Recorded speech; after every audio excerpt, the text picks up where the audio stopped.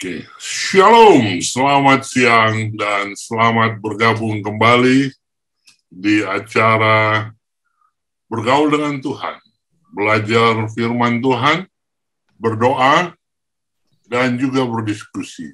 Buku Roh Nubuat dan Alkitab.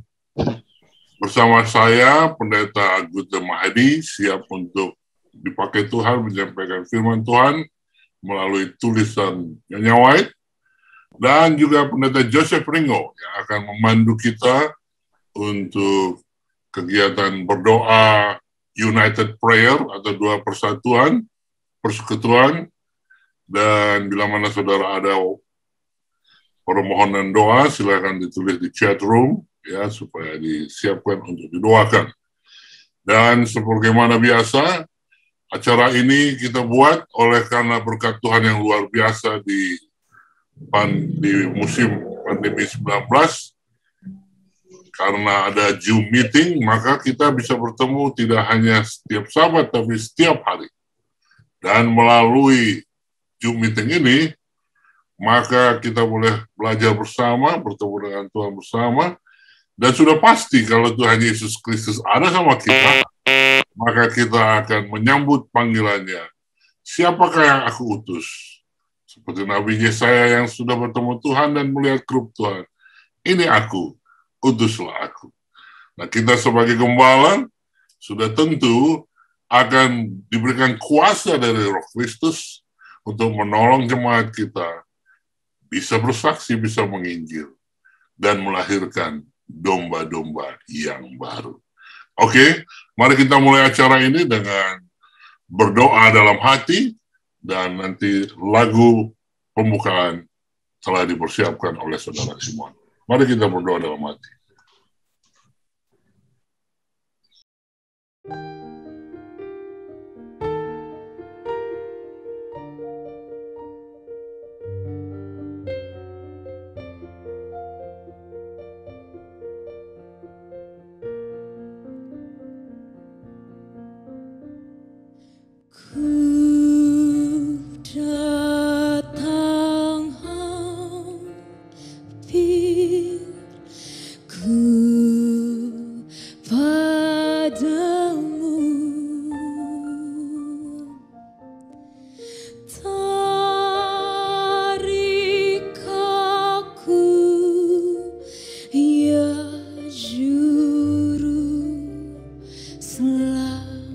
Selamatku.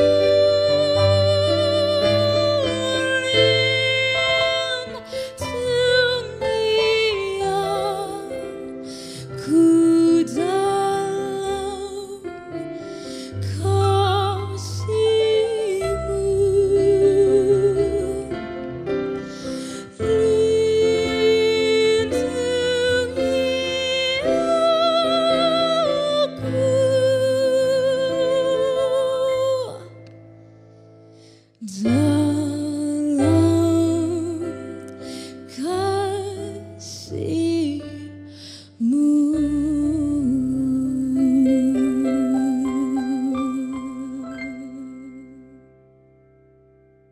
Haleluya. Baik, sebelum Pendeta Gute menyampaikan tulisan Roh Nubuat, Pendeta Gute akan menyampaikan tulisan Roh Nubuat yang merupakan bacaan 5 tahunan, 1 pasal, 1 minggu. Kalau Alkitab, 1 pasal 1 hari. Kenapa Alkitab dijadikan 1 pasal 1 hari? Agar kita bisa juga belajar tulisan Roh Nubuat, 1 pasal 1 minggu dibagi dengan 7 hari. Ya. Saudara boleh lihat dari website Revival and Reformation, Weekly Spirit of Prophecy Reading.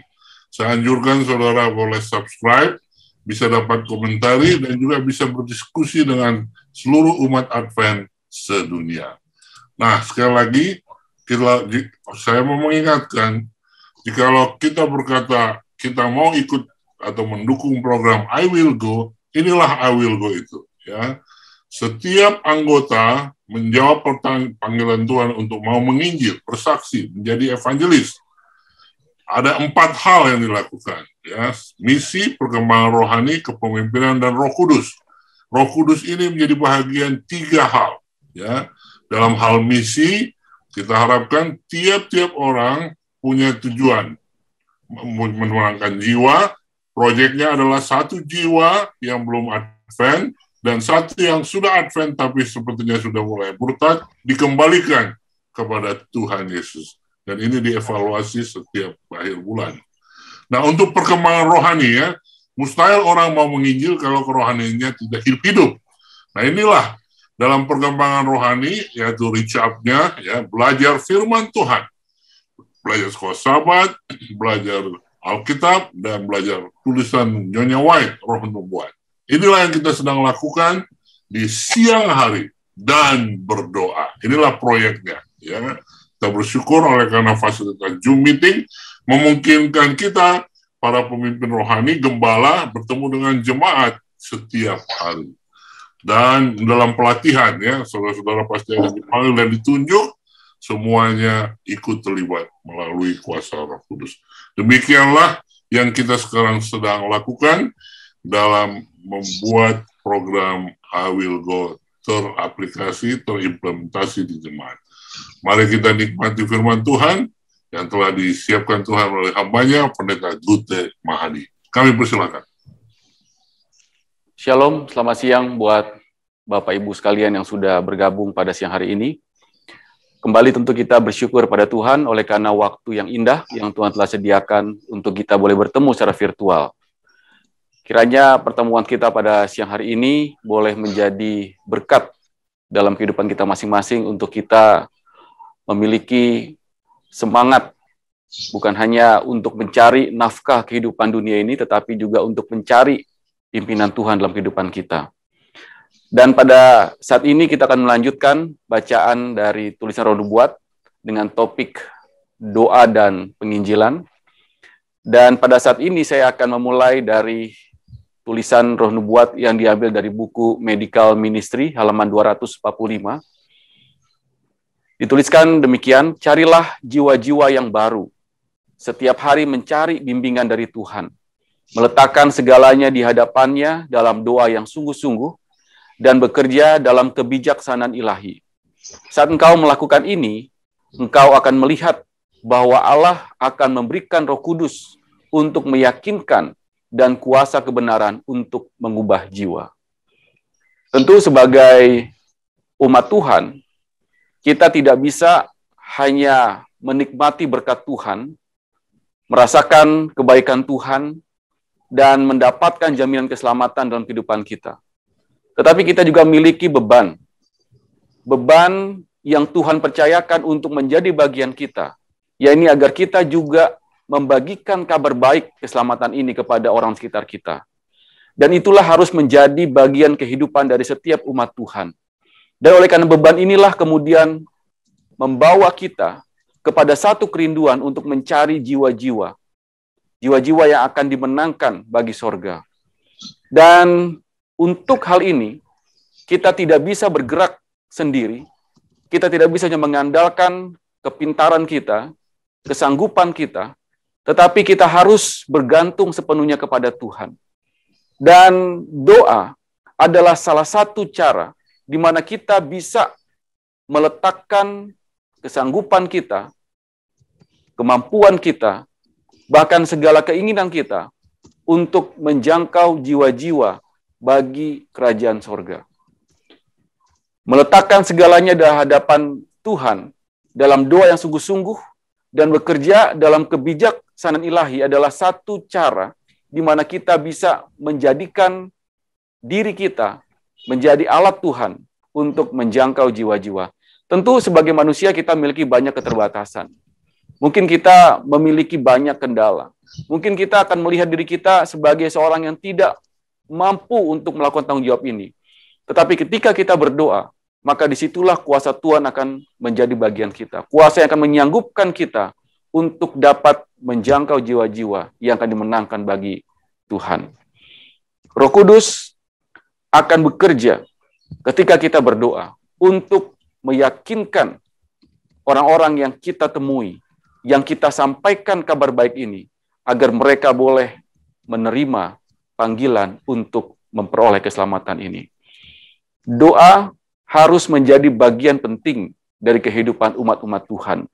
Doa harus menjadi kunci ketika umat-umat Tuhan bergerak untuk menyampaikan kabar keselamatan kepada orang-orang yang rindu untuk juga memperoleh berkat keselamatan ini. Dalam buku Testimonies for the Church, jilid kedua, halaman 53, Roh Nubuat menuliskan, ingatlah bahwa keberhasilan teguran, dalam bahasa Inggris ini adalah reproof, sangat bergantung pada roh yang diberikan. Jangan mengabaikan doa yang sungguh-sungguh, agar engkau dapat memiliki pikiran yang rendah hati atau humble.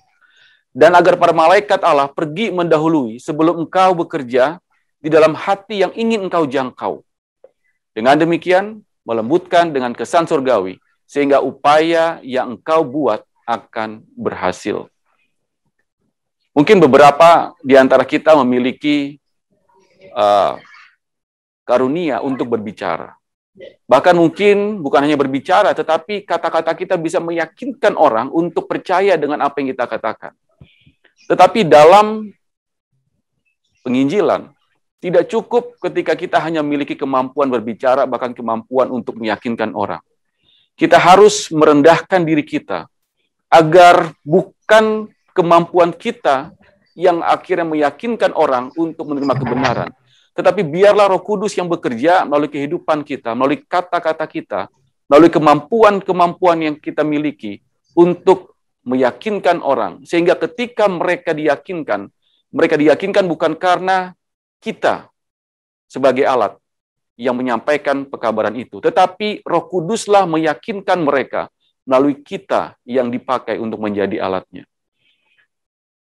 Untuk itu kita perlu untuk memiliki roh kerendahan hati. Ketika kita rendah hati, ketika kita meletakkan diri kita di bawah salib Yesus, maka disitulah salib itu akan ditinggikan. Ketika kita membiarkan hati kita untuk diisi oleh kuasa Roh Kudus, maka disitulah Roh Kudus akan memampukan kita untuk menjadi alat menyampaikan kabar keselamatan kepada dunia ini. Ketika kita berdoa, maka Tuhan akan bekerja. Tuhan akan menyuruh para malaikat untuk pergi mendahului kita. Mereka akan bergerak, bekerja untuk melembutkan hati dari orang-orang yang kita akan temui. Sehingga ketika kita bertemu dengan orang-orang ini, maka mereka telah menyiapkan hati mereka, sama seperti tanah yang subur. Dan setiap firman yang kita sampaikan, setiap kabar keselamatan yang kita sampaikan pada mereka, itu akan menjadi benih-benih yang akan jatuh tanah yang subur. Sehingga benih itu akan bertumbuh dan menghasilkan buah. Jadi doa harus menjadi bagian penting dalam kehidupan kita. Dan roh kerendahan hati harus bisa menyertai dalam kehidupan kita ketika kita bekerja untuk menyampaikan kabar keselamatan.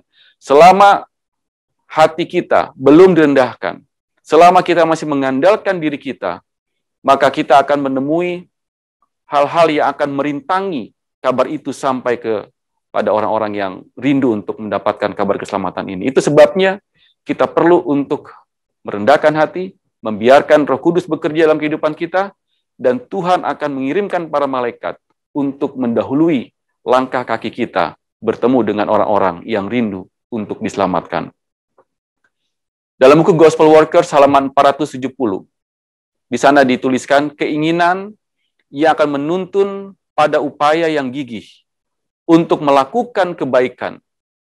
Akan ada penaburan di tepi semua air, dan permohonan yang sungguh-sungguh, doa-doa yang penting akan sampai ke sorga demi jiwa-jiwa yang akan binasa.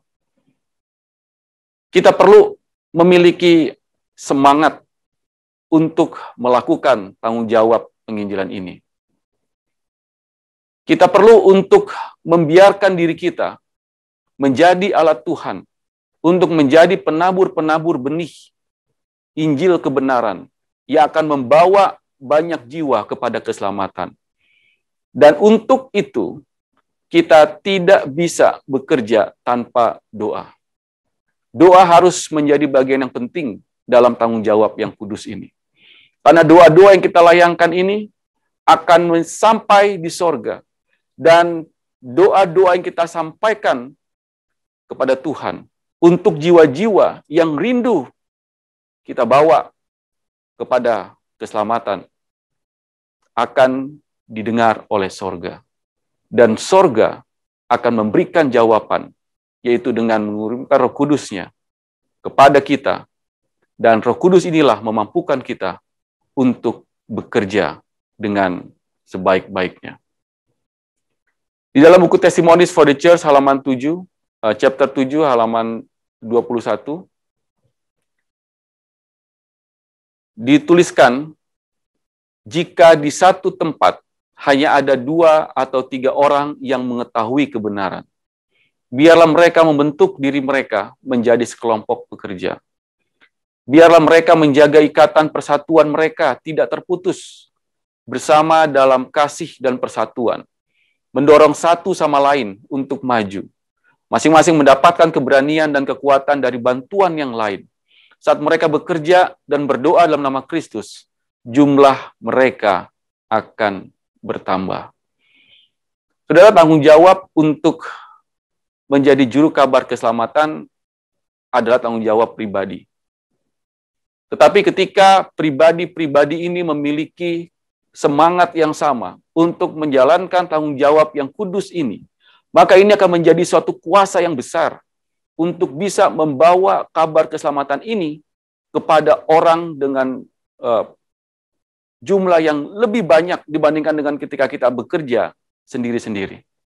Itu sebabnya ketika kita berkumpul bersama, di mana ada 2 atau 3 orang yang telah menghidupkan kebenaran, telah menerima kabar keselamatan, maka biarlah nasihat dari Roh Nubuat katakan, mereka membentuk diri mereka menjadi sekelompok pekerja. Jadi dibandingkan dengan 1 orang bekerja, 3 orang yang bersama-sama bekerja, tentu akan membuahkan hasil yang lebih besar. Dan kuasa yang mereka akan miliki juga tentu lebih besar.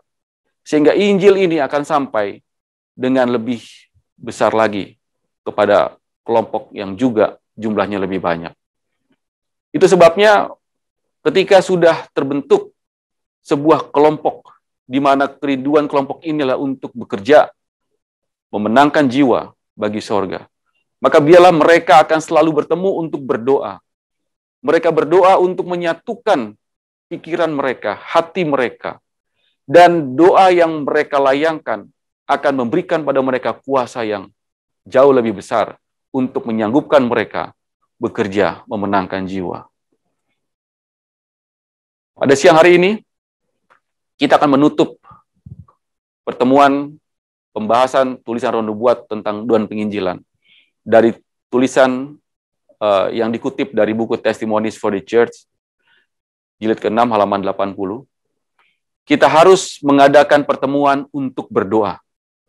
Memohon kepada Tuhan agar membuka jalan bagi kebenaran untuk memasuki benteng di mana setan telah mendirikan tahtanya dan menghalau bayangan yang telah dilemparkan ke jalan orang-orang yang dia cari untuk ditipu dan dihancurkan.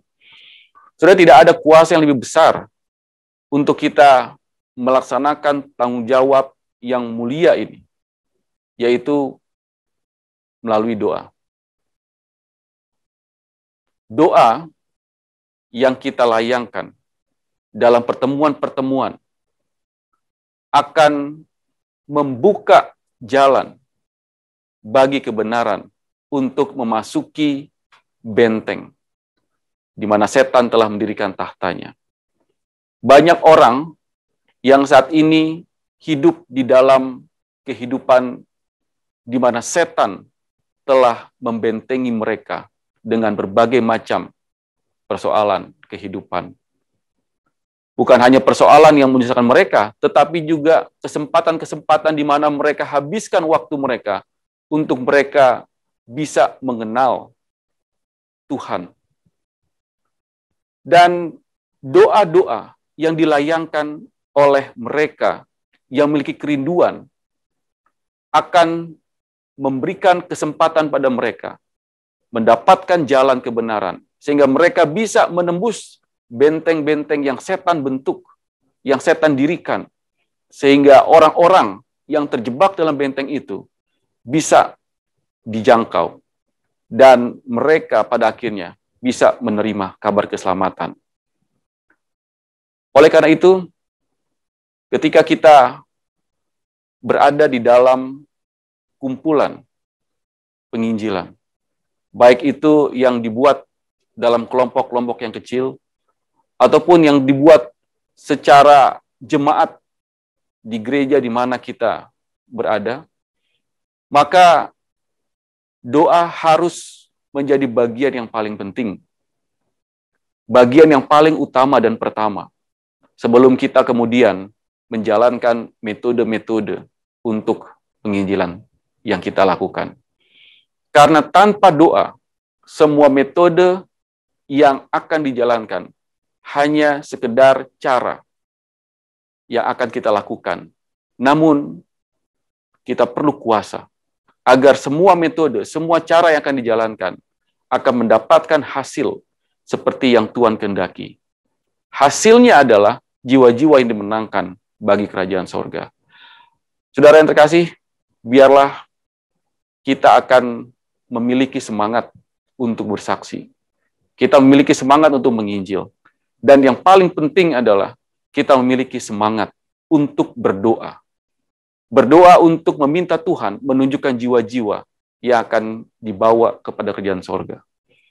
Kita juga berdoa kepada Tuhan untuk meminta Roh Kudus memampukan kita untuk bisa bertemu dan menyampaikan kabar keselamatan kepada orang-orang yang rindu untuk memperoleh juga keselamatan ini.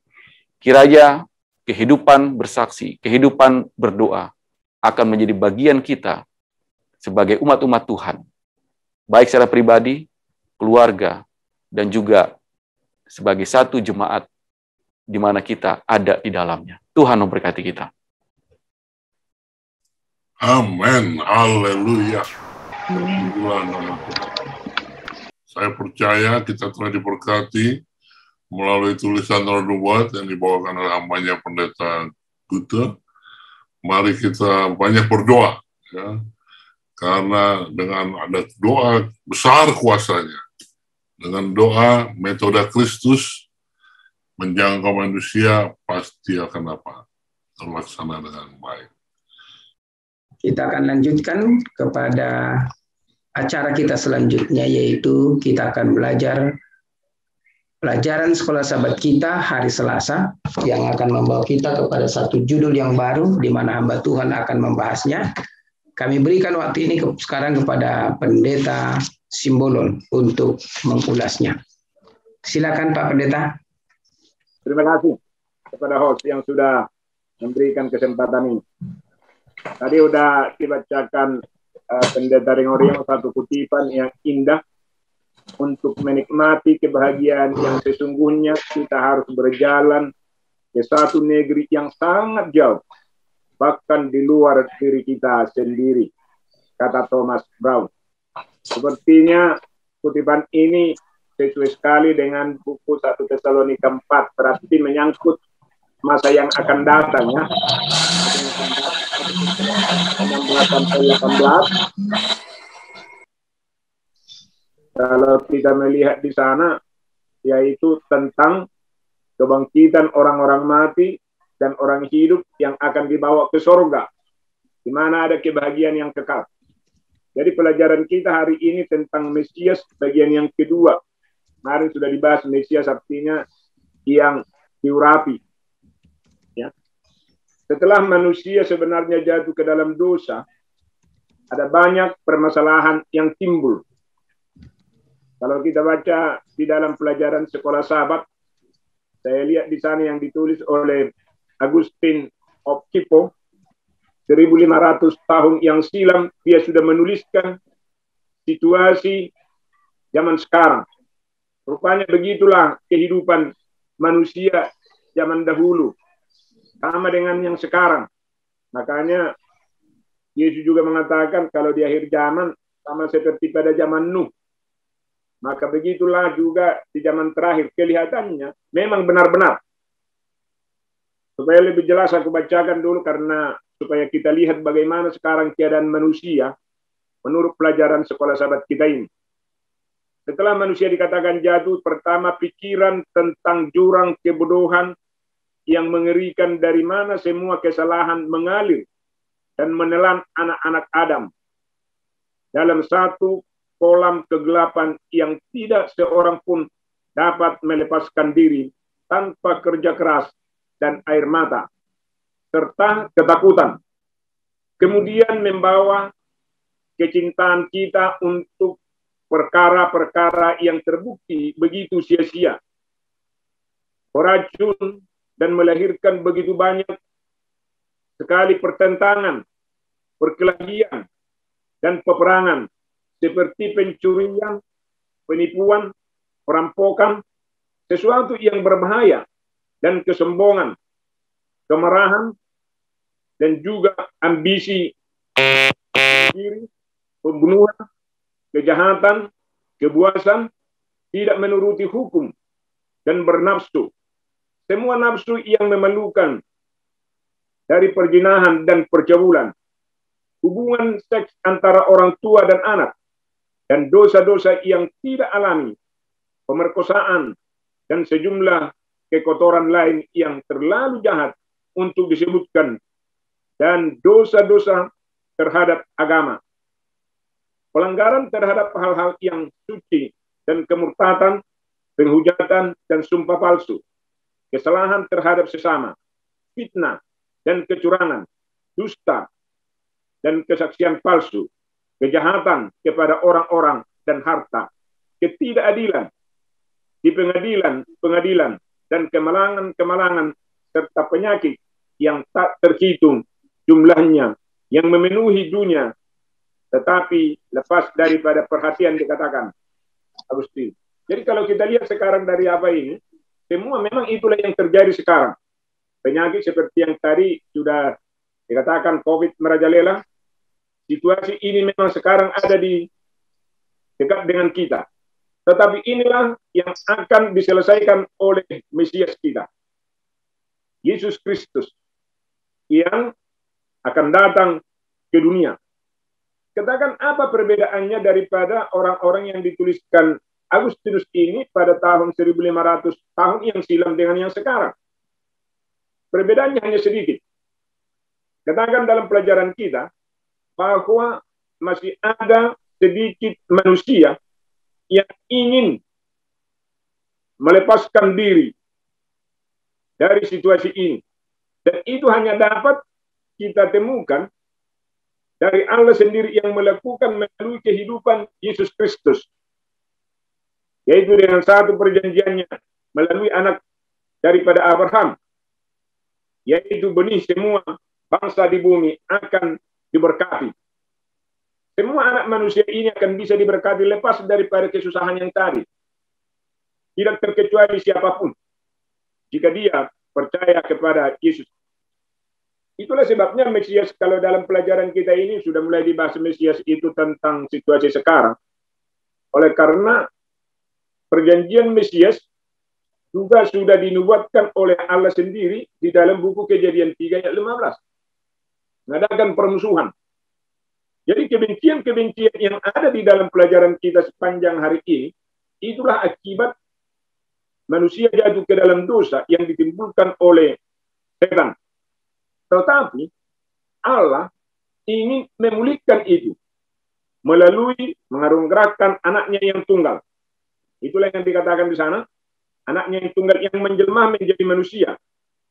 Di dalam buku Yohanes 3:16, setiap orang yang percaya kepadanya katanya tidak binasa, melainkan beroleh hidup yang kekal. Sehingga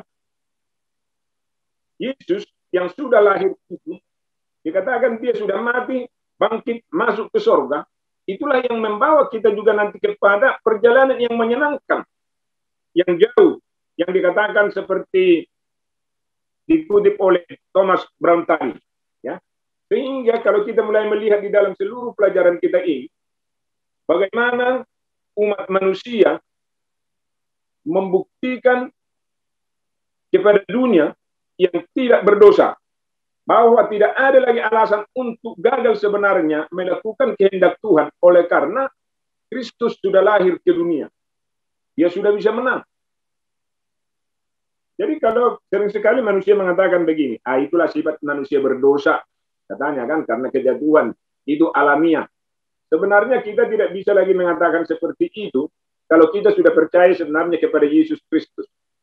Hanya karena kita kadang-kadang mau ingin membela diri, ya kita kasih diri kita untuk diperbudak oleh dosa. Seharusnya tidak lagi. Karena Yesus sudah menang. Di dalam pelajaran kita ini dikatakan bahwa Adam hanya satu pencobaan dia sudah jatuh. Tetapi Kristus dicobai dengan berbagai macam pencobaan, namun dia bisa menghindar dan menang. Nah, itu sebabnya dibilang kalau Kristus bisa menang, sebenarnya kita juga bisa menang. Dan saya yakin mungkin pengalaman kita juga pernah kita menang dari pencobaan.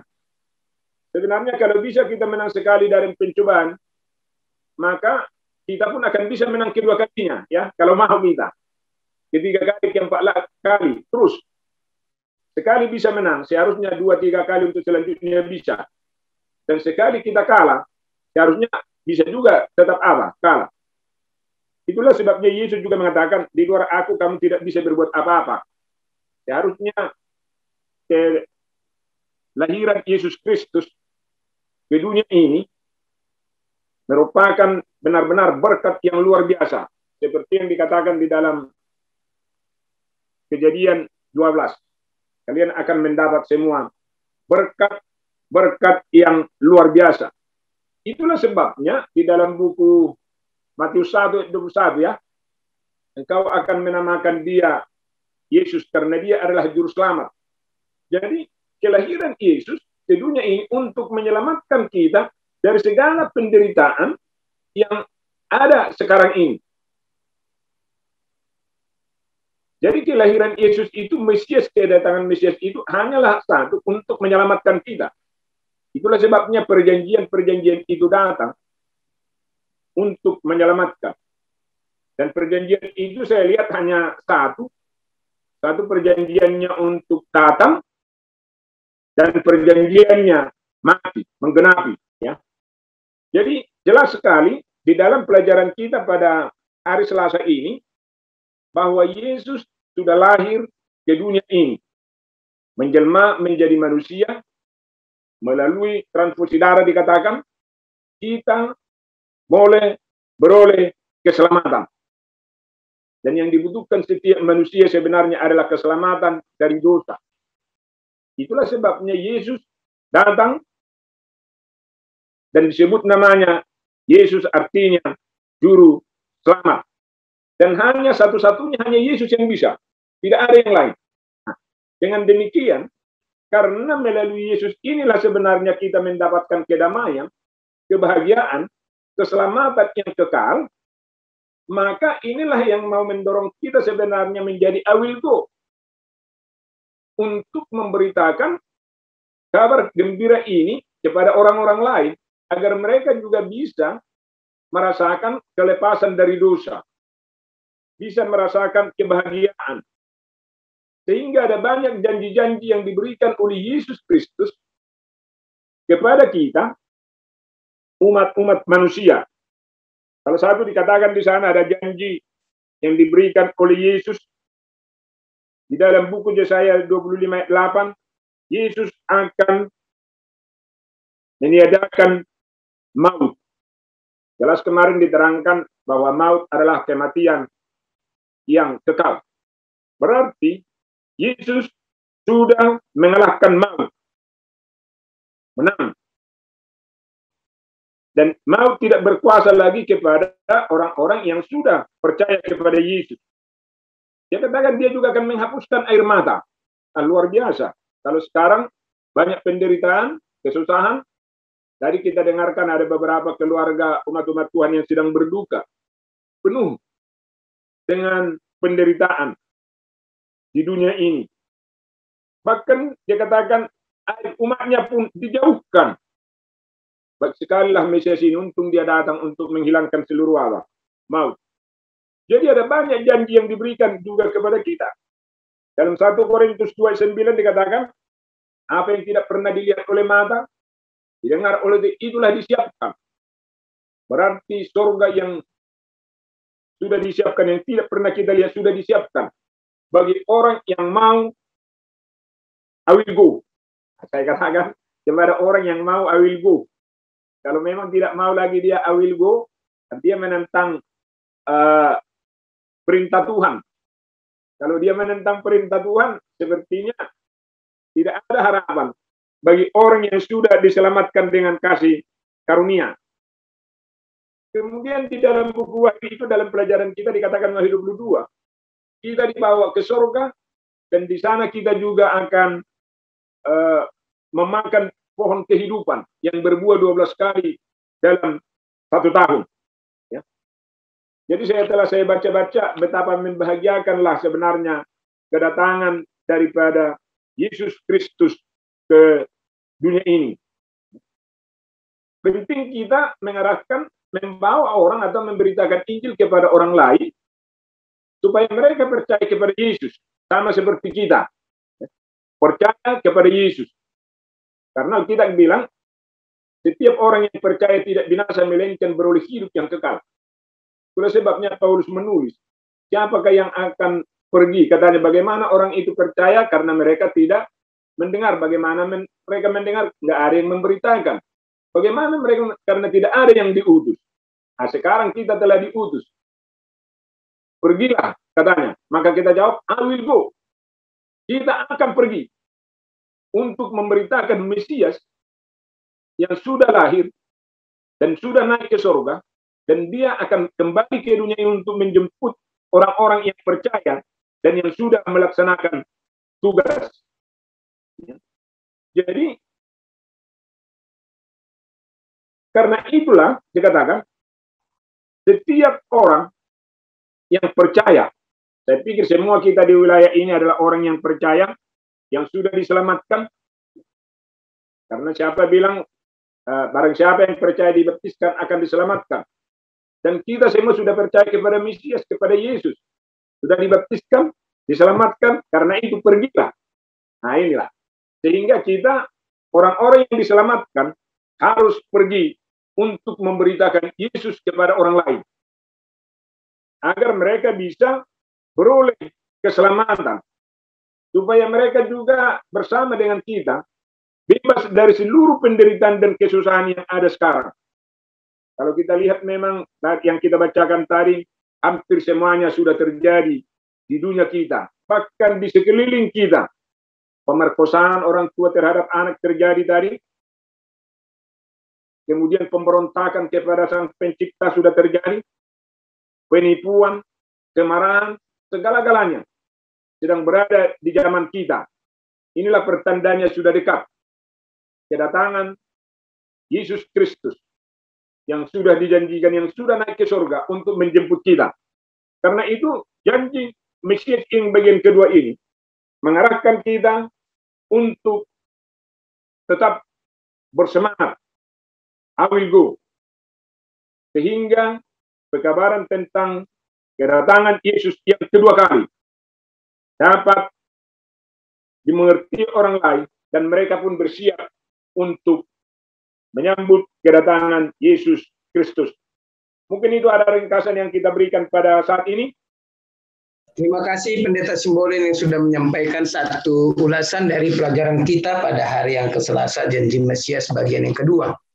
Baik, dengan demikian berakhirlah sudah rangkaian acara kita. Kami menyampaikan terima kasih banyak.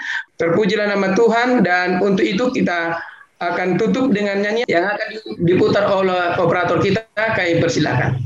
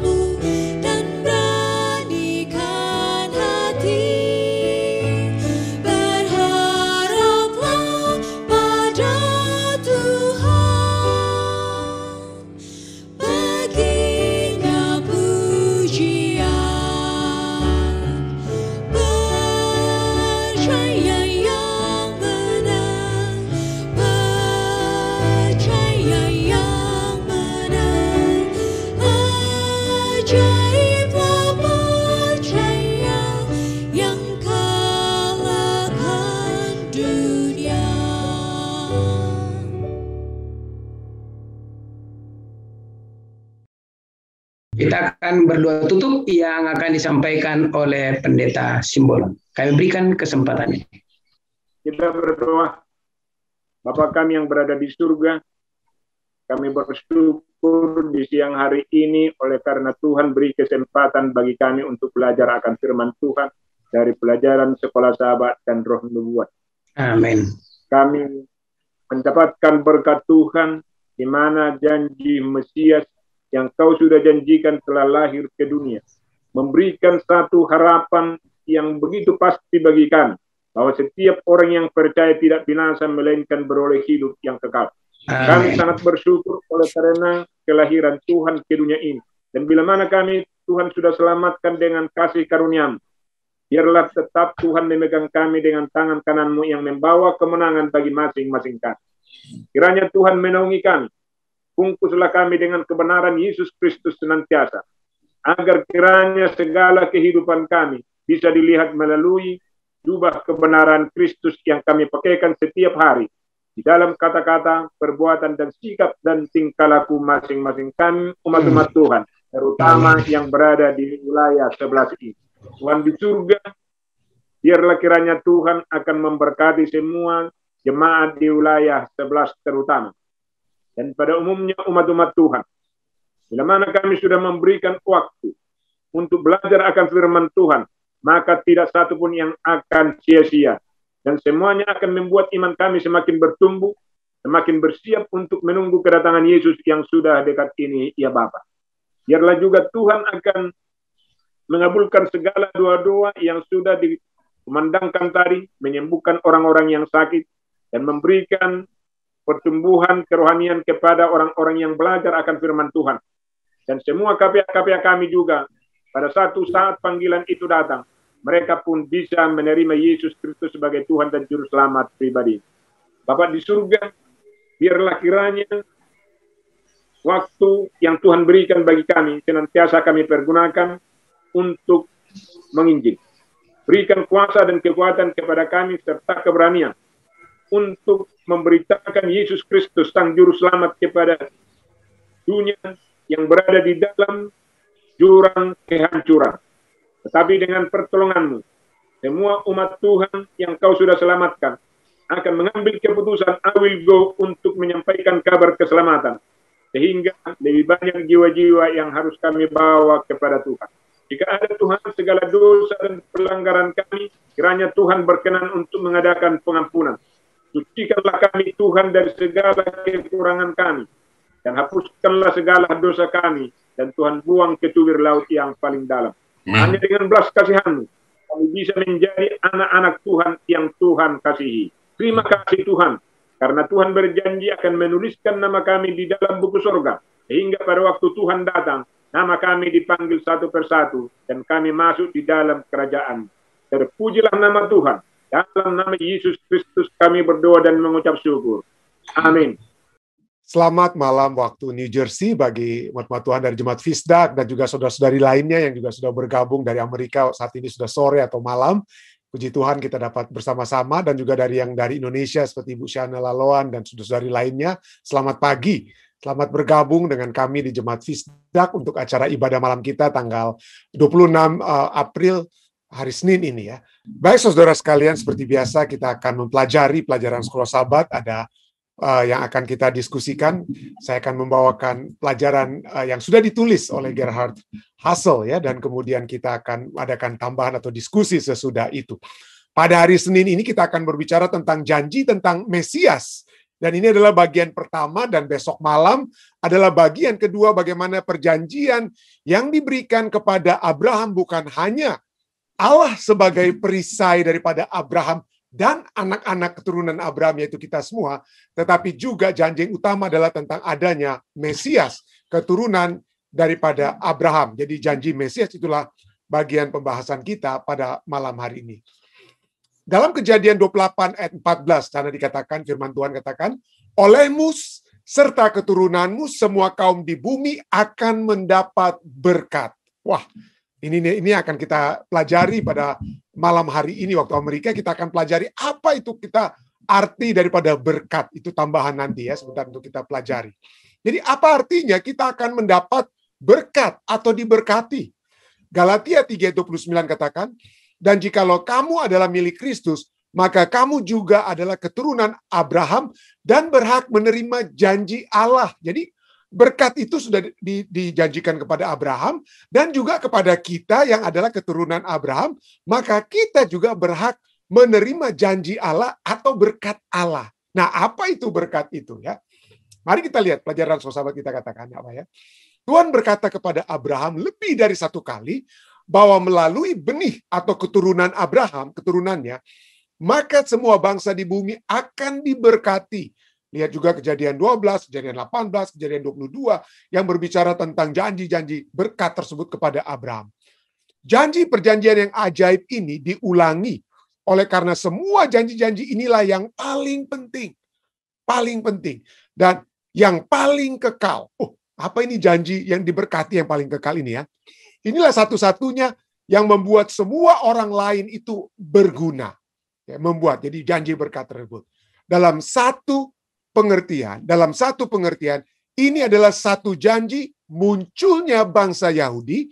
Melalui mereka Tuhan ingin mengajar seluruh bangsa di dunia mengenal Allah yang benar dan rencana keselamatannya. Bangsa itu akan membawakan apa? Berkat Allah. Yaitu apa berkatnya di sini? Rencana keselamatannya. Tetapi janji itu mencapai kegenapannya hanya di dalam Yesus Kristus. yang datang dari benih Abraham. Betul, bangsa Ibrani dapat menjadi berkat yang disalurkan berkat Allah melalui bangsa Ibrani kepada orang lain. Tetapi yang terutama berkat tersebut adalah datangnya Yesus Kristus, dari yang mana Yesus Kristus adalah benih daripada Abraham. Seseorang yang akan berada di salib akan membayar dosa-dosa seluruh bangsa di bumi. Pikirkanlah tentang janji perjanjian yang dibuat setelah air bah, di mana Allah berjanji tidak akan membinasakan dunia ini lagi dengan air bah. Apakah kebaikan utama yang akan diberikan tanpa janji penebusan yang terdapat dalam Yesus? Di sini kita lihat bahwa janji Tuhan itu apa? Dia tidak akan membinasakan dengan apa? Dengan air bah. Tetapi janji yang lebih besar daripada membinasakan dunia air bah adalah apa ya? Penebusan yang lebih besar yang akan terdapat di dalam Yesus. Jadi fokusnya diminta kepada kita bukan tentang kebinasaan, entah itu dari air bah atau dari api, tetapi yang fokus kita itu haruslah kepada penebusan yang ada di dalam Yesus. Apakah kebaikan utama, pelajaran sekolah sahabat kita dikatakan, apakah kebaikan utama yang akan diberikan dari banyak janji Allah tanpa janji kehidupan kekal di dalam Yesus? Kita lihat sini, ada banyak yang dapat Allah janjikan kepada kita. Ya, banyak hal kita dapat diberikan janji-janji yang indah untuk kita saat ini dalam dunia. Tetapi semua itu tidak akan berarti kalau kita tidak memiliki janji yang terutama, yaitu kehidupan kekal di dalam Yesus. Bagaimana Anda mengerti ide bahwa di dalam Abraham melalui Yesus semua bangsa di bumi akan diberkati? Apa maksudnya? Ya, jadi di dalam Yesus semua, tidak hanya kepada bangsa Yahudi atau orang-orang yang dapat dijangkau oleh bangsa Yahudi, tetapi seluruh umat manusia dapat menjadi anak-anak Abraham untuk memperoleh berkat yang sudah dijanjikan kepada Abraham. Tidak diragukan, janji perjanjian dari penebus adalah janji Allah yang terbesar dari semua. Saya tekankan ini semua ya.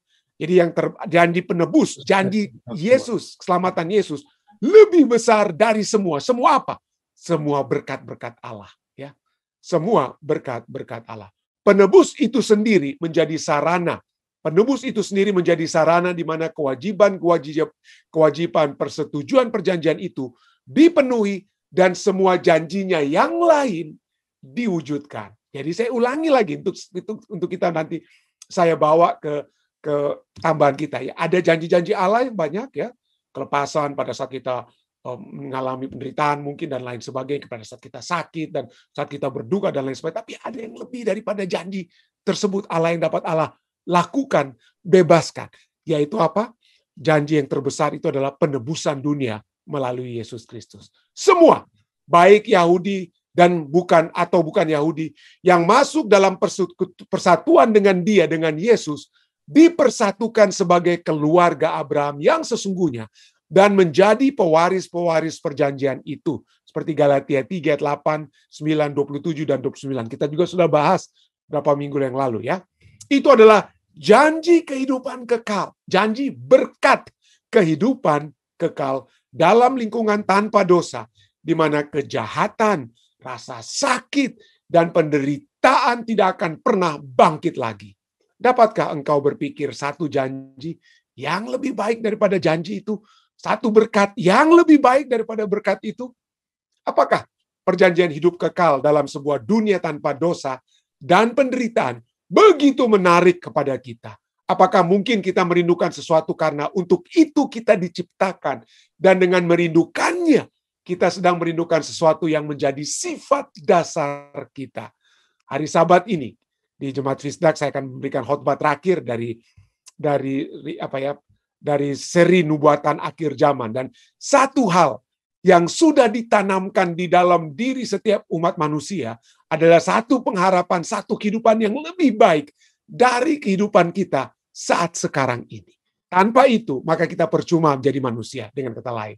Nanti kita akan bahas lebih lanjut ya tentang hal tersebut pada saat ini. Tapi poin pada saat ini yang ingin saya tambahkan dari pelajaran kita yang dapat kita pelajari ya, selain pelajaran sekolah sahabat dan tambahannya ini adalah apa artinya kita itu diberkati. Ya.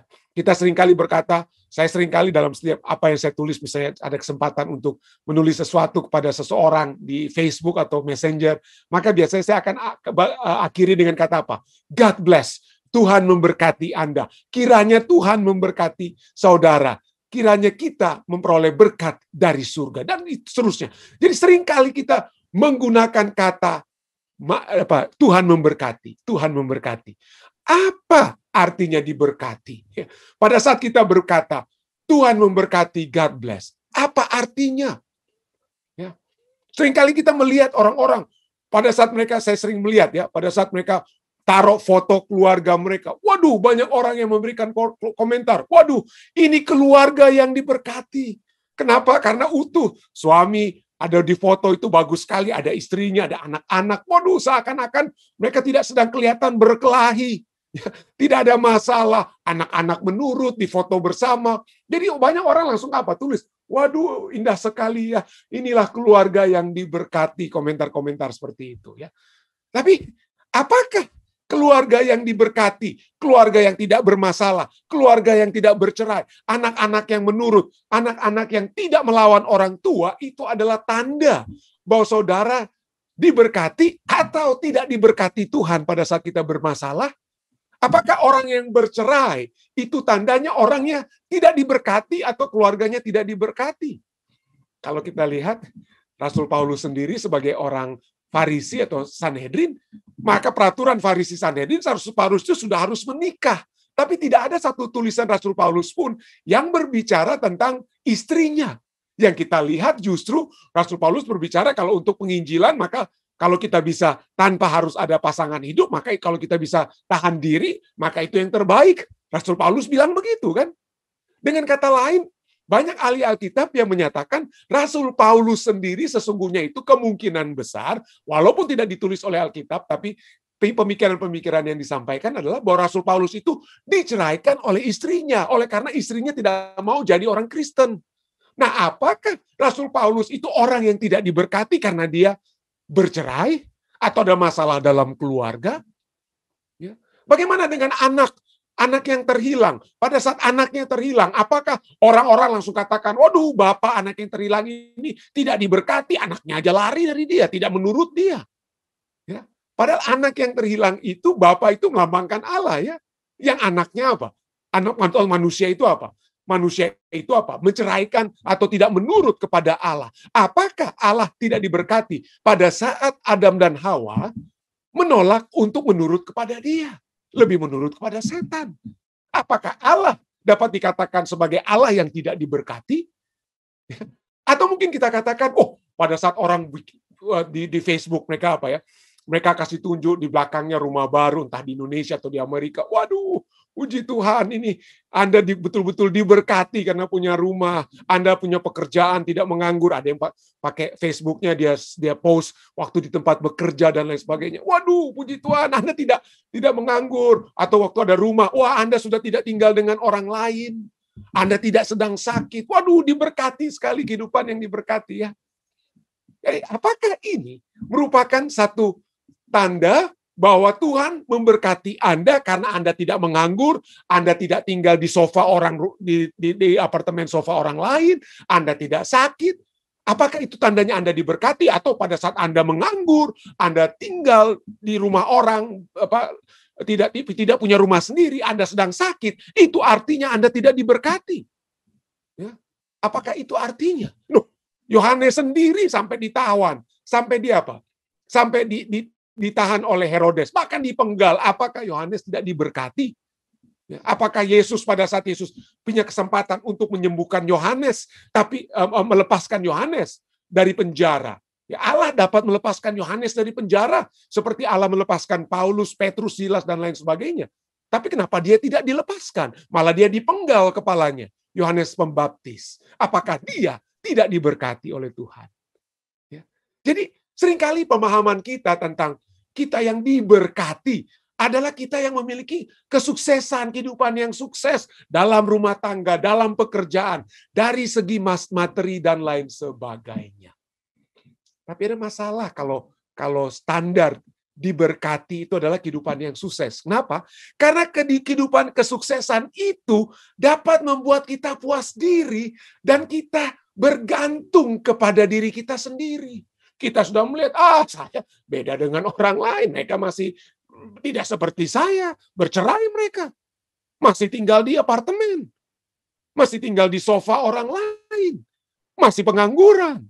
Saya tidak. Nah, seringkali itu kesuksesan itu dapat membuat kita puas diri, bergantung pada diri sendiri, dan sombong. Dan pemahaman kesuksesan yang membawa kita puas, bergantung kepada diri sendiri, adalah lawan dari kata diberkati.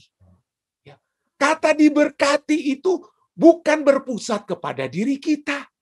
Ada 112 kali kata berkat, memberkati, atau diberkati di dalam perjanjian baru dalam Alkitab bahasa Inggris ya. Blessed, blessing, being blessed, dan lain sebagainya. Ada 112 kali dan tidak ada satu kata pun dari kata berkat atau diberkati, Allah memberkati, itu dihubungkan dengan kesuksesan atau kemakmuran dalam kehidupan atau kemakmuran khususnya dari segi materi. Tidak. Di dalam Alkitab, kata diberkati, orang yang diberkati oleh sebab orang itu berbalik dan bergantung sepenuhnya kepada Allah. Jadi orang yang diberkati adalah orang yang bergantung kepada Allah. Orang yang melepaskan dirinya sendiri. Orang yang tidak memiliki kehidupan yang sukses. 112 kali itu, saudara. Dalam kitab perjanjian baru. Misalnya, kita sering dengar ya, Matius 5 ayat 3-4, bahasa Indonesianya berbahagialah. Tapi bahasa Inggrisnya itu adalah apa? Blessed, diberkati. Jadi bukan hanya, kata diberkati nanti kita akan pelajari, dapat memiliki apa? Kata blessed, ya, makarios atau makarios, itu dapat berarti diberkati atau berbahagia. Berbahagia atau diberkati. Jadi, dengan kata lain, berbahagialah atau diberkatilah orang yang miskin. Waduh, itu kan melawan kesuksesan. Melawan, kalau kita miskin, dari sudut pandang manusia, kita gagal dalam hidup dari sudut pandang manusia. Maka kita tidak diberkati. Tapi firman Tuhan katakan apa? Diberkatilah, berbahagialah orang yang miskin di hadapan Allah. Berbahagialah, blessed are those who are mourn. Berbahagialah orang yang berduka cita. Seringkali kita lihat, loh, kalau kita berduka cita berarti Anda gagal. Anda tidak punya iman sampai Anda mati. Gantinya hidup. Lepas dari apa? Kalau mau diberkati, mau sukses, itu adalah artinya Anda punya iman, didoakan atau berdoa, dan Anda sembuh dari penyakit, itu baru diberkati. Tapi kalau Anda mati, wah itu Anda gagal. Anda tidak punya iman. Itu seringkali pandangan manusia ya. Jadi iman itu seakan-akan menentukan apakah kita berhasil atau tidak berhasil. Ya karena kita sering dengar, wah iman oleh sebab iman kita apa? Memindahkan gunung. Tapi seperti yang kita sudah pelajari tadi malam, kalau tidak salah ya. Bahwa janda di Nain, janda itu ya tidak ada hubungan imannya, Yesus bangkitkan anaknya. Jadi kebahagiaan, kesuksesan itu bukan saya katakan tidak perlu iman tidak ya. Jadi saya katakan, tetapi dari segi kebahagiaan atau diberkati itu kita lihat sini beda seringkali dengan pandangan kita. Orang yang berduka cita, orang yang meninggal sekalipun dapat dikatakan apa? Berbahagia. Diberkati. Berbahagialah orang yang dianiaya oleh sebab kebenaran. Seringkali kalau kita tiba-tiba ada mujizat, lepas dari penganiayaan. Wah, itu yang orang yang diberkati. Lepas dia dari apa? Dari penganiayaan atau dicela dan lain sebagainya. Seringkali kita pikir bahwa Tuhan sebagai perisai kita adalah pada saat kita mengalami mujizat-mujizat. Pada saat kita dilepaskan dari ini dan itu. Itulah tandanya Tuhan adalah perisai kita. Itu adalah tandanya bahwa Tuhan adalah Allah yang memberkati kita. Pada saat kita mengalami mujizat demi mujizat. Tentu saja itu adalah dapat Allah lakukan. Tetapi Allah Maha Tahu, Allah berdaulat. Dia dapat melepaskan Anda dan saudara dengan mujizat seperti kakak saya ya, Dr. Alvin di Bandung seringkali dari kesaksiannya ya, dia ada orang pasien-pasien COVID yang batuk di hadapan dia yang dia tidak sempat lagi mukanya, dengan kata lain kena di mata dan lain sebagainya. Kalau dari sudut medis, maka kakak saya itu, Dr. Alvin itu harus kena COVID, ya. Tetapi dia tidak. Ya, mungkin dia kena apa? Dia kena mujizat atau mendapatkan mujizat di dalam kemahatauan Tuhan, di dalam kedaulatan Tuhan, maka dia apa? Dilepaskan, ya, dari kena COVID. Sedangkan saya yang double masker saya, April 2020 saya kena COVID. Padahal sudah berhati-hati sekali. Apakah saya tidak diberkati, lalu dia yang diberkati? Ya mungkin, ya. Tetapi poinnya adalah bahwa kita tidak melihat bahwa pada saat kita dianiaya atau tidak mendapatkan mujizat, itu tandanya kita tidak diberkati atau kurang iman. Tidak. Ya. Itu bukan standarnya. Standarnya bukan dari kita, tapi standarnya adalah kemahatauan dan kedaulatan Allah. Allah sanggup buat mujizat selalu supaya kita terlepas. Tetapi Allah juga tahu, kadang-kadang kalau saya, Pendeta Stephen Rantung, dalam kehidupan saya, Allah selalu harus, bahasa Indonesianya, bahasa Jakartanya, ditalangin terus. Selalu apa? Dicegah dari kecelakaan. Saya tidak pernah akan ada mobil yang tabrak saya. Tidak akan ada penyakit yang tabrak saya. Kalau itu terus-menerus Tuhan lakukan untuk melindungi saya, karena Tuhan yang menjadi perisai bagi saya, maka saya dapat menjadi apa? Saya menjadi orang yang dapat tidak bertanggung jawab, tidak berkembang secara karakter. Saya langsung pikir, pasti Tuhan lepaskan saya. Jadi saya main sembarangan aja saya kalau menyeberang jalan. Pasti nggak akan ada mobil yang tabrak saya. Jadi saya tidak membangun dalam diri saya satu karakter untuk berhati-hati dan lain sebagainya. Saya akan selalu gagal. Kenapa? Karena saya selalu saya tahu Tuhan pasti akan dengan mujizat-mujizatnya melepaskan saya dari masalah. Akibatnya saya dapat menjadi seperti seperti ulat yang ada dalam kepompongnya, kita bantu ulat tersebut, kita bongkar kepompongnya, lalu ulat tersebut supaya ulat itu jadi jadi kupu-kupu. Tidak, pada saat Anda bongkar kepompong, ulat itu gantinya jadi kupu-kupu, dia akan mati. Kenapa? Untuk menjadi kupu-kupu dia harus berjuang keluar dari kepompongnya. Harus setengah mati. Tapi setelah setengah mati, dia menjadi kupu-kupu yang menjadi kupu-kupu yang indah. Jadi Tuhan tidak akan, jangan kita bergantung kepada mujizat-mujizat yang Tuhan akan selalu buat supaya kita bisa memuji Tuhan sebagai perisai kita. Tidak.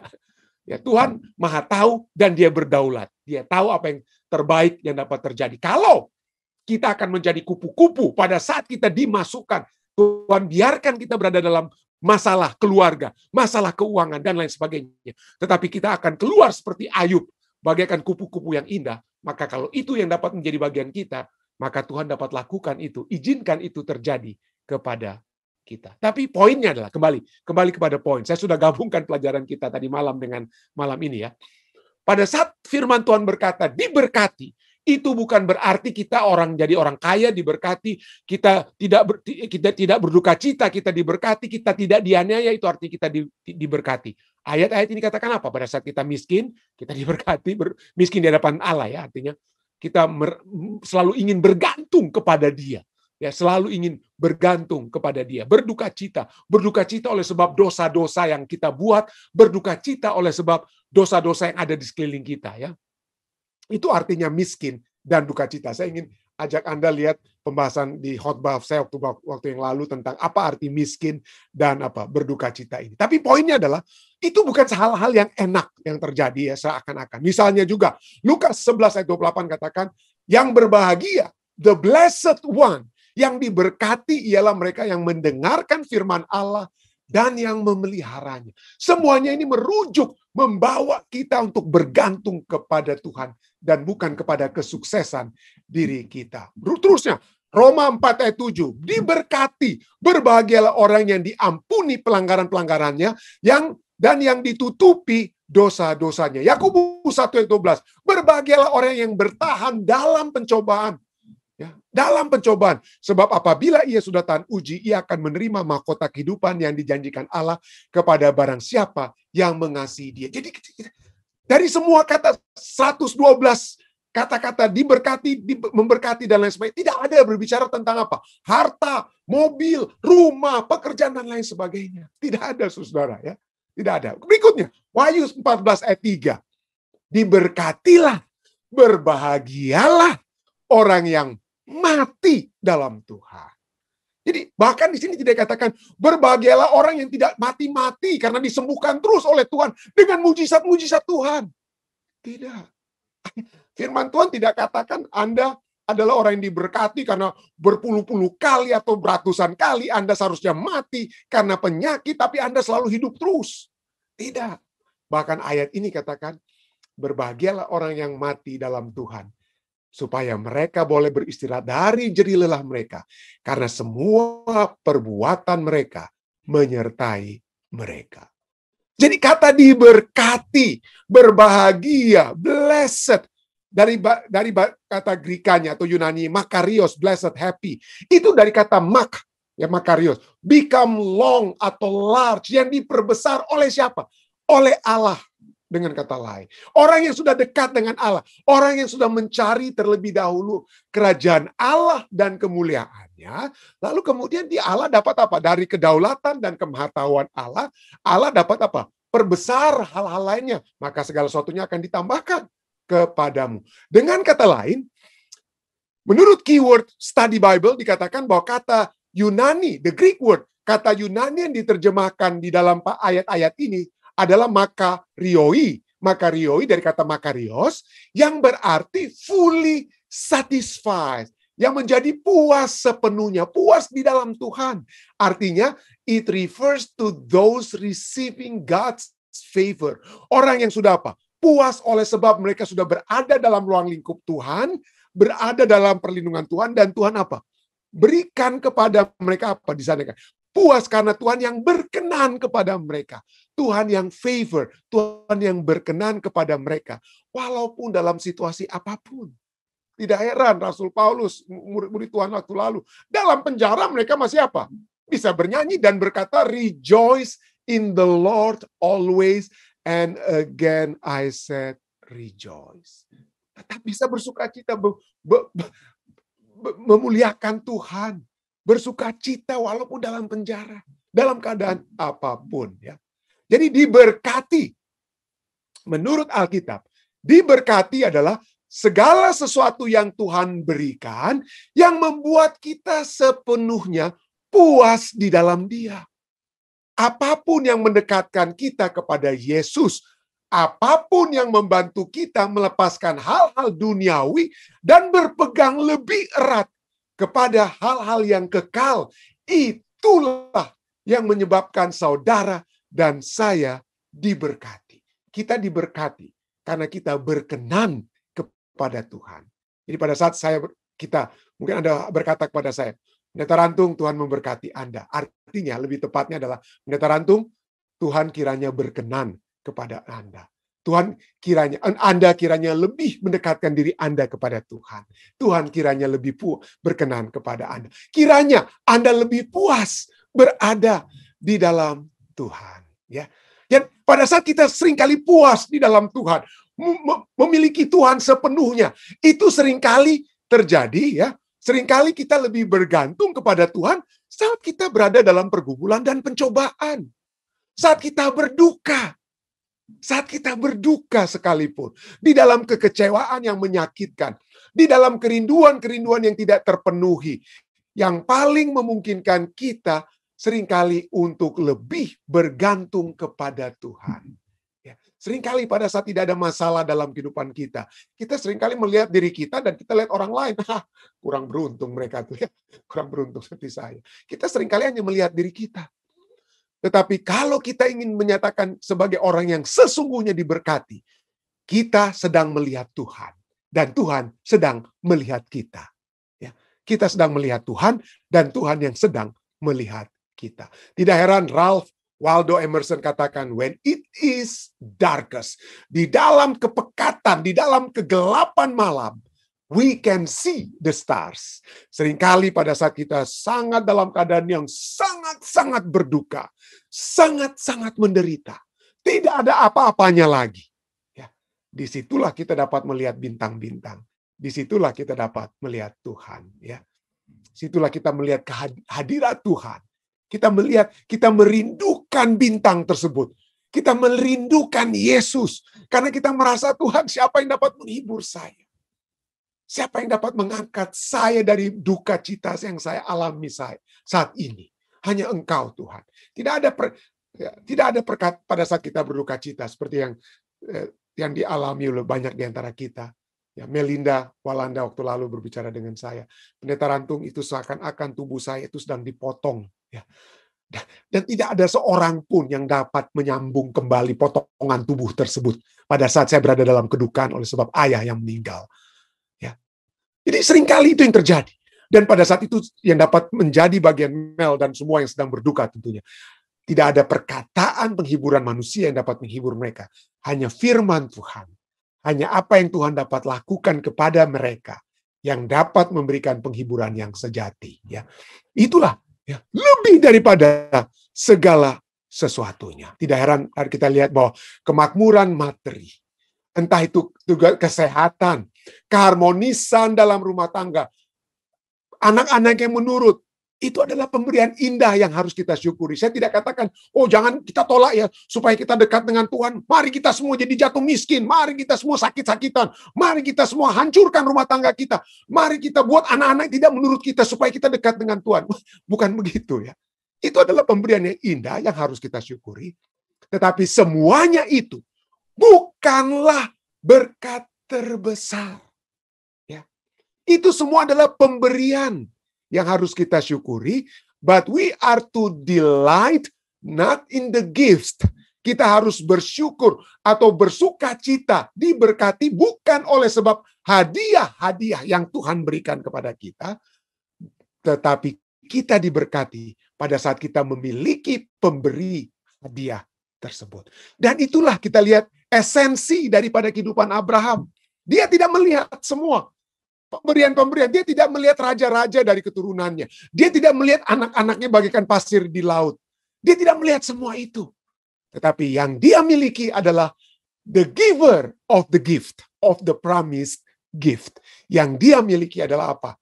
Allah yang sudah memberikan janji-janji. Walaupun janji dia tidak lihat, tapi dia memiliki Allah yang memberikan janji tersebut. Jadi berkat terbesar dari Allah, berkat terbesar dari Allah yang dapat saudara dan saya miliki, ada di dalam diri Allah itu sendiri.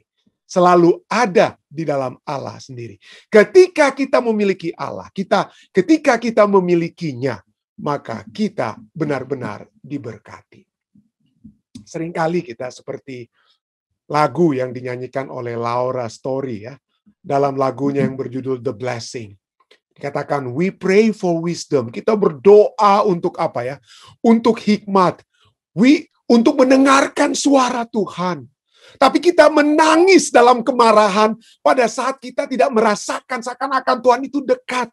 Kita meragukan kebaikannya. We doubt your goodness. We doubt your love. Kita meragukan kasih-Nya. As if every promise from your word is not enough. Kita apa? Kita bilang, Tuhan, di mana Engkau? Kita tidak merasakan Engkau dekat kepada kami. Kita meragukan kebaikan Tuhan. Kita meragukan kasih Tuhan. Kita seakan-akan janji Tuhan melalui firman-Nya itu tidak pernah cukup. All the while. Menurut dalam lagunya Laura Story katakan, all the while. Padahal selama ini sesungguhnya Tuhan mendengarkan segala permohonan kita, mendengarkan tangisan, seruan kita. And long that we had faith to believe. Lalu Tuhan mendengar dan sedang berharap agar kita rindu untuk apa? Untuk memiliki iman, memiliki keyakinan untuk beriman. Lalu dalam refrain, ya mungkin Anda sudah sering dengar lagu ini ya. What if your blessing come through raindrops? What if your blessing come through raindrops? Bagaimana jika berkat Tuhan tersebut sesungguhnya datang bukan melalui hujan yang lebat, tetapi hujan yang tetesan hujan? What if your healing comes through tears? Bagaimana jika kesembuhan itu justru datangnya dari apa? Tangisan yang kita curahkan. What if 1,000 sleepless nights? Bagaimana jika ribuan malam-malam dalam kesesakan kita tidak dapat tertidur, tetapi itulah yang membawa Tuhan dekat kepada kita. Tuhan dapat dekat, ya, pada saat melalui tangisan kita. Ya, berkat-berkatnya itu datang mungkin bukan melalui hujan, tapi melalui tetesan air. Ya. What if 1,000 sleepless nights are what it takes to know you're near? What if trials of this life are the mercies in this? Bagaimana jika pencobaan-pencobaan yang saudara dan saya alami, pencobaan oleh sebab ayah yang kita kasih meninggal, pencobaan oleh sebab suami atau istri yang lari dari tanggung jawab mereka, yang meninggalkan kita. Bagaimana kalau kita kena COVID-19? Bagaimana kalau kita kena masalah keuangan? Dan ini itu adalah justru berkat-berkat, apa dikatakan? Itu apa? Berkat-berkat yang tersembunyi yang telah Tuhan berikan, agar supaya kita melihat bukan berkat atau hadiah Tuhan, tetapi Tuhan pemberi hadiah atau pemberi berkat tersebut. Saudara, yakinlah, Tuhan tidak membawa saudara dan saya ke dalam masalah. Tidak. Ya, kita sudah bilang waktu-waktu yang lalu, dan saya kembali akan ulangi sekali. Tuhan tidak menjanjikan padang kekeringan, tidak. Dia akan selalu mencoba untuk membaringkan kita di padang yang berumput hijau, membawa kita ke air yang tenang, menyegarkan jiwa kita, menuntun kita di jalan yang benar. Dia tidak ingin kita berada di jalan perceraian. Dia tidak ingin saudara dan saya berada di jalan yang apa? Yang membawa kita apa? Berada dalam satu kesesakan dalam kehidupan ini. Tetapi yang sering kali terjadi adalah apa? Kita yang membawa diri kita berjalan di dalam lembah kekelaman. Ya, sekalipun aku, bukan dia, sekalipun aku berjalan, aku yang berjalan dalam lembah kekelaman, tetapi sekalipun pada saat kita berada di dalam jalan yang salah, pilihan yang salah, masalah yang terjadi oleh sebab mungkin kebodohan kita dan lain sebagainya. Pada saat kita datang kembali kepadanya, kita tidak perlu takut. Kenapa? Karena kita tetap dapat berteriak, dan Engkau besertaku. Ya. Seringkali dalam masalah-masalah kehidupan kita berteriak, Tuhan, jauhkan masalah. Nah, kadang-kadang Tuhan tidak jauhkan masalah. Kenapa? Karena pertama-tama masalah itu masalah yang kita buat sendiri. Tapi kadang-kadang Tuhan apa? Biarkan kita dalam masalah tersebut. Agar di dalam lembah kekelaman tersebut kita berteriak. Dan pada saat itu kita tahu bahwa di tengah masalah tersebut, di tengah lembah kekelaman tersebut, Tuhan ada beserta kita. Yeremia 31 ayat 3 katakan, Aku mengasihi engkau dengan kasih yang kekal. Sebab aku melanjutkan kasih setiaku kepadamu. Dan kasih setia Allah itu adalah Allah yang adalah perisai kita.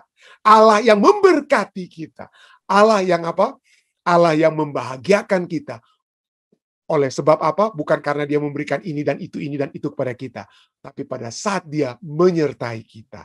Pada saat dia menyertai kita, maka dia adalah perisai kita. Dia adalah janji berkat yang yang dapat menjadi bagian kita. Inilah pelajaran tambahan yang dapat saya bawa pada saat ini, dan saya bawa ini dalam nama Yesus. Amin.